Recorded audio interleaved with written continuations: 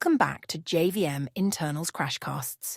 I'm your host Sheila, and today we're wrapping up our core concepts chapter with a fascinating topic, the native method interface. For our new listeners, JVM stands for Java Virtual Machine, the engine that runs Java programs.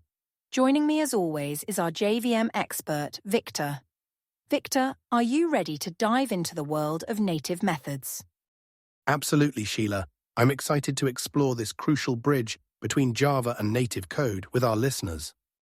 Great. Before we begin, let's quickly recap where we are in our journey. We're in the first season, JVM Novice, and we've covered class loading and linking, runtime data areas, and the execution engine in our core concepts chapter. Today we'll be concluding this chapter with the native method interface. That's right, Sheila. It's been quite a journey through the core concepts of the JVM, and the native method interface is a perfect way to round it all out. Now listeners, to kick things off, I have a quiz question for you. Ready? Here it is.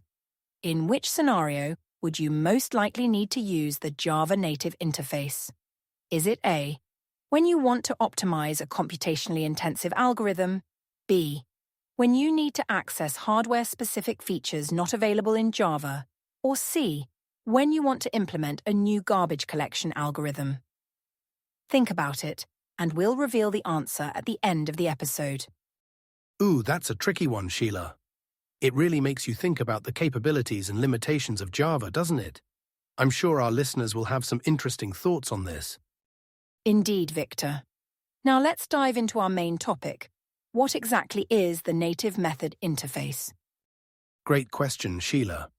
The native method interface, often abbreviated as JNI, Java Native Interface, is a programming framework that allows Java code running in a Java virtual machine to call and be called by native applications and libraries written in other languages like C, C++, or assembly. So it's like a bridge between Java and other languages? Exactly. Think of JNI as a translator between Java and other languages. Just as a translator allows people speaking different languages to communicate, JNI allows Java code to interact with code written in other languages. That's a helpful analogy, Victor. But why do we need this translator? Can't Java do everything on its own? While Java is incredibly versatile, there are scenarios where we need to step outside its boundaries. For instance, when we need to access low-level system or hardware features that Java doesn't provide direct access to, or when we want to use existing libraries written in other languages. I see. So, how does JNI actually work? Can you walk us through the process? Certainly. At a high level, it works like this. First, you declare a native method in your Java code, which is essentially a method without an implementation. Then, you write the implementation of this method in another language, typically C or C++.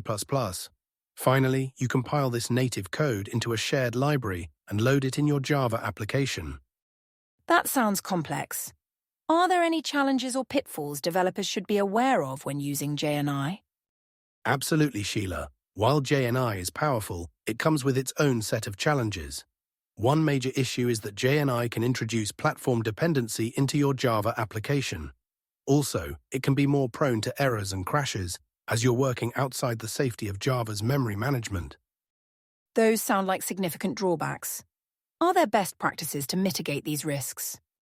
Indeed there are. First and foremost, use JNI sparingly, and only when absolutely necessary. When you do use it, make sure to thoroughly test your native code across all target platforms. It's also crucial to properly manage memory in your native code to prevent leaks and crashes. That's great advice, Victor. Now, I'm curious about real-world applications. Where might we see JNI being used in practice? JNI is commonly used in scenarios where performance is critical or when accessing system-level features. For example, graphics-intensive applications might use JNI to leverage hardware acceleration libraries. It's also used in Android development for certain low-level operations. Fascinating. It seems JNI opens up a whole new world of possibilities for Java developers. Before we wrap up, is there a fun fact about JNI you'd like to share with our listeners? Sure. Here's an interesting tidbit. JNI was actually introduced way back in JDK 1.1 in 1997. It replaced an earlier, more limited native method interface, showing how long the need for native code integration has been recognized in the Java world. That is interesting. It's been around almost as long as Java itself. Now, let's reveal the answer to our quiz question. Victor, would you like to do the honors? Of course. The correct answer is B, when you need to access hardware-specific features not available in Java. While JNI can be used for optimization in some cases, it's primarily used for accessing system-level or hardware-specific features that Java doesn't provide direct access to. Thank you, Victor. To summarize today's episode, we've learned that the Java native interface is a powerful tool that allows Java to interact with code written in other languages. It's particularly useful for accessing low-level system features, but comes with challenges like platform dependency and potential stability issues. As with many powerful tools, it should be used judiciously and with proper precautions. Excellent summary, Sheila.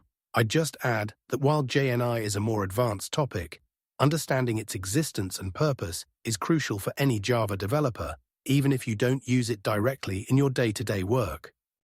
Absolutely, Victor. And with that, we've completed our core concepts chapter. Next time, we'll be moving on to our memory management basics chapter, starting with the fundamental concept of stack versus heap. Until then, listeners, keep exploring the fascinating world of JVM internals. If you've enjoyed this episode, please subscribe to our podcast and leave us a rating. Your support helps us continue bringing you in-depth explorations of JVM concepts. See you next time.